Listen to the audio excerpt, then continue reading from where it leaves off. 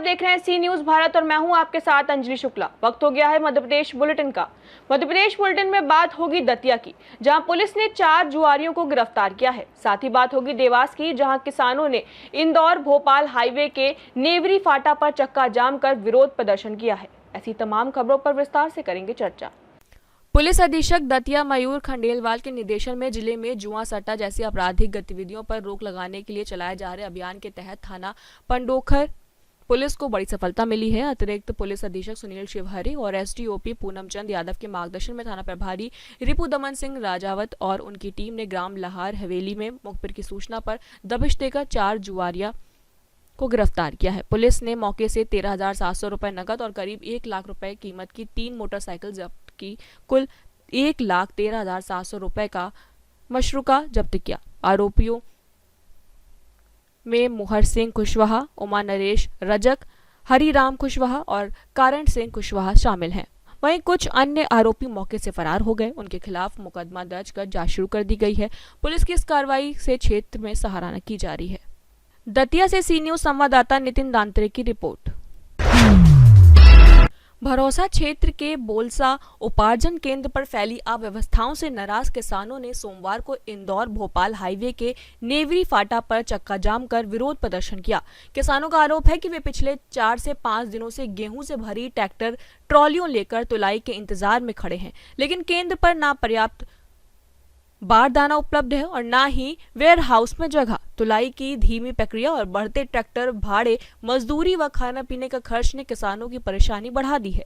चक्का जाम की सूचना मिलते ही तहसीलदार नेहा शाह, नायब तहसीलदार हर्ष बहराणी और थाना प्रभारी अनीता सिंह मौके पर पहुंचे और किसानों को जल्द तुलाई व बारदाने की व्यवस्था कर आश्वासन दिया, जिसके बाद किसानों ने जाम समाप्त किया। प्लाजा वेयर हाउस पर कुछ अनियमितताओं के कारण किसान नाराज थे, जिसको अभी सुचारू रूप से वापस चालू करवा दिया है। संतुष्ट हैं सारे किसान और तुलाई वापस चालू। किसानों की क्या क्या मांग थी? किसानों को ये था कि शायद कुछ ट्रालियां बहुत दिनों से उनकी खड़ी थी, तो नहीं रही थी, और दूसरा कुछ बारदान की समस्या आ रही थी, तो दोनों समस्या को निराकरण करवा दिया गया है। किसान संतुष्ट है? जी, किसान संतुष्ट है और चक्का जाम में खुलवा दिया गया। ठीक, थैंक यू। देवास से सी न्यूज संवाददाता साजिद की रिपोर्ट। इंदौर में 3 इमली चौराहे स्थित बस डिपो में देर रात भीषण आग लगने से इलाके में हड़कंप मच गया। सर्विस रोड पर खड़ी 4 से 5 बसें आग की चपेट में आ गईं, जिससे मौके पर अफरा तफरी का माहौल बन गया। सूचना मिलते ही दमकल विभाग की कई गाड़ियां मौके पर पहुंची और कड़ी मशक्कत के बाद आग पर काबू पाया गया।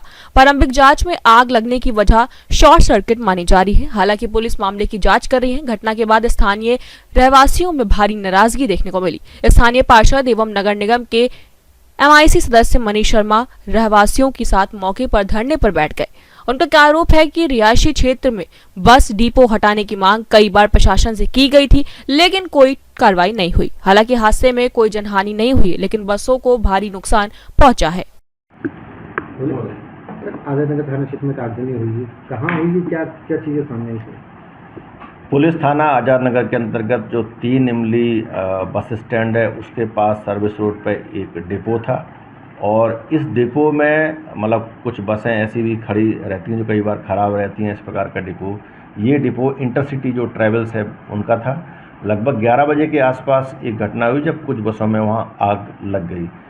इस आगजनी में लगभग 4 से 5 बसें मतलब उस घटना में मतलब आगजनी में प्रभावित हुई हैं और जैसे ही पुलिस को सूचना मिली, तत्काल पुलिस के अधिकारी स्थानीय और साथ में वहाँ जो फायर की टीम है उनको बुला करके आग पर काबू पाया गया है, बुझाया गया है। किसी प्रकार की जनहानि नहीं है, लेकिन फिलहाल जो आगजनी हुई है उसके कारणों को लेकर के आजाद नगर पुलिस के द्वारा उसमें एक आगजनी का मामला पंजीबद्ध किया गया है और कारणों की विस्तार से जांच की जा रही है। शुरुआती क्या कारण है आगजनी का? शुरुआत का भी पता नहीं चला, चूँकि ये बसें चलने वाली बसें नहीं थी, ये डिपो में ऐसी बसें थीं जो खड़ी रहती हैं, वो बसें थी। पहले एक बस में आग लगी, लेकिन वो आग दूसरी बसों में भी चूँकि क्लोज में खड़ी हुई थी, इसमें वो अन्य बसें भी आग की चपेट में आ गई। इंदौर से सी न्यूज संवाददाता अंकित की रिपोर्ट।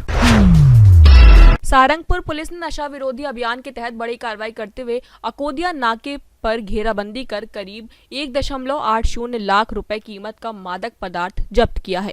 पुलिस अधीक्षक अमित तोलानी के निर्देशन पर हुई इस कार्रवाई में 3 आरोपियों को गिरफ्तार किया गया है। थाना प्रभारी उप निरीक्षक राहुल रघुवंशी की टीम ने मुखबिर की सूचना पर होंडा मोटरसाइकिल सवार 2 संदिग्धों को पकड़ा। तलाशी के दौरान उनके पास से 11.75 ग्राम स्मैक, 186 एवियल शीशियां, 200 इंजेक्शन और 1 मोटरसाइकिल बरामद हुई। सख्ती से पूछताछ करने पर दोनों ने मादक पदार्थ मुस्तकीम उर्फ पिल्ला निवासी कसाईवाड़ा से लाना स्वीकार किया, जिसके बाद पुलिस ने उसे भी गिरफ्तार कर लिया। तीनों आरोपियों के खिलाफ एनडीपीएस एक्ट धारा 8(21) के तहत मामला दर्ज कर पुलिस ने नशे के नेटवर्क और सप्लाई चेन की जांच में जुट गई है।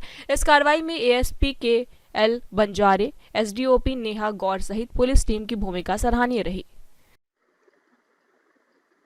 कल दिनांक 10/5/26 को सारंगपुर थाना क्षेत्र अंतर्गत मुखबिर की सूचना प्राप्त हुई कि दो व्यक्ति अकोदिया नाका के पास मोटरसाइकिल पर अवैध मादक पदार्थ लेकर घूम रहे हैं।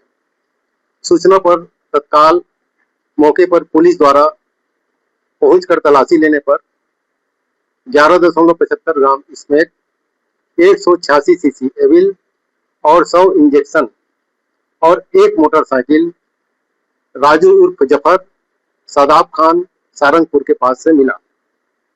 उक्त सामान आरोपियों द्वारा सारंगपुर के ही मुस्तकीम उर्फ पिल्ला से ये सामान लेना बताया, जिस पर थाना सारंगपुर में अपराध क्रमांक 393/26 धारा 8/21 एनडीपीएस एक्ट के अंतर्गत कायम कर विवेचना में लिया गया।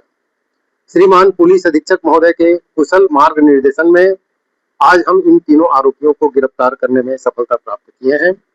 इसमें मुख्य भूमिका अपने थाना प्रभारी सारंगपुर राहुल रघुवंशी और उसकी टीम का है।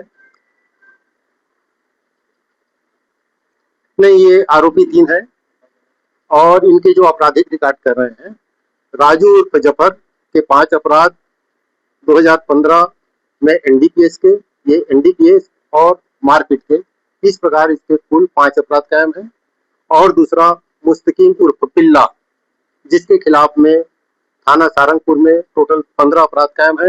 ये अपने थाने का एचएस है, निगरानी बदमाश है और इसके खिलाफ पूर्व में एनडीपीएस के, मर्डर के, डकैती के, चोरी के और आबकारी के प्रकरण कायम है। राजगढ़ से सी न्यूज संवाददाता जावेद की रिपोर्ट। फिलहाल मध्य प्रदेश बुलेटिन में इतना ही। देश और दुनिया की तमाम बड़ी खबरों के लिए देखते रहें सी न्यूज भारत।